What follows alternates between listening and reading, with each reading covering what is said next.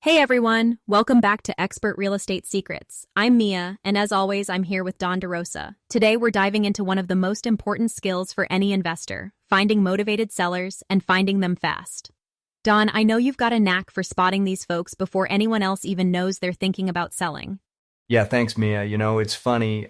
People always ask, well, how do you know when someone's really motivated? And honestly, it's not always obvious, but there are some key signs. Financial hardship is a big one. Folks behind on payments, maybe in pre-foreclosure, or you've got people dealing with sudden life changes like job relocation, divorce, or even just tired landlords who are done with the hassle. Right, and I think a lot of new investors overlook the data side of this. Like you can actually pull lists, pre-foreclosure, absentee owners, even properties with code violations. It's not just about waiting for someone to call you out of the blue. Exactly. I'll give you a quick example. I worked with a family last year. Husband got a job offer across the country, and they had to move in. I think it was like 3 weeks. They were panicked because we'd been tracking relocation data and reaching out to folks in that situation. We connected fast and got their house sold before they even packed the last box. That's the power of being proactive with your data. That's such a good point, and it's not just about the numbers. It's about understanding what's going on in people's lives. If you can spot those signals early, you're already ahead of the game. So once you know who you're looking for, the next step is actually reaching them. And Don, I know you're a big fan of mixing up your marketing channels. What's working best for you right now?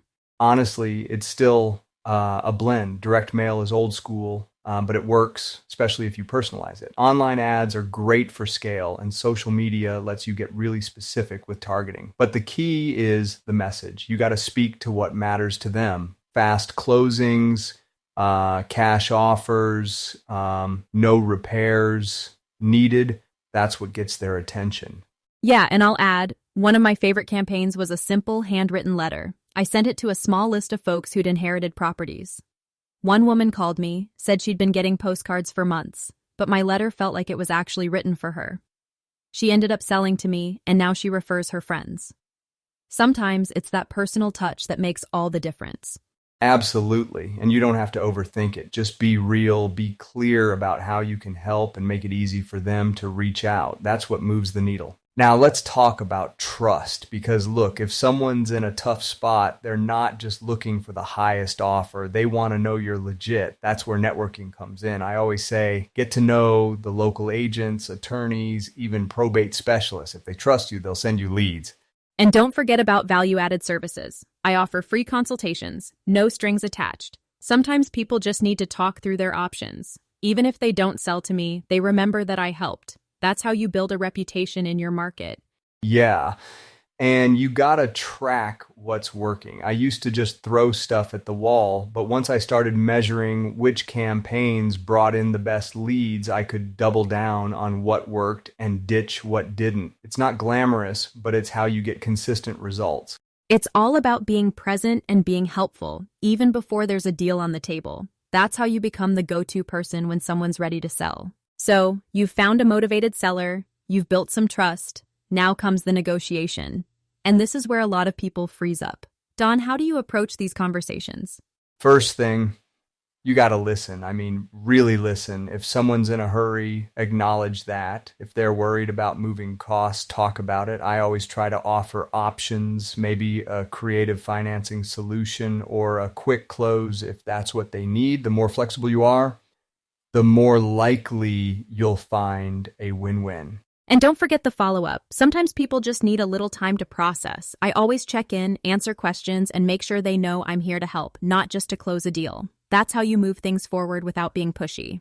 Exactly. It's about being consistent and showing you care. That's what gets you to the finish line. All right, so let's say you've got an agreement. Now you got to get it closed and fast. I always work with experienced title companies and attorneys. They know how to spot issues before they become problems, and that saves everyone time and headaches.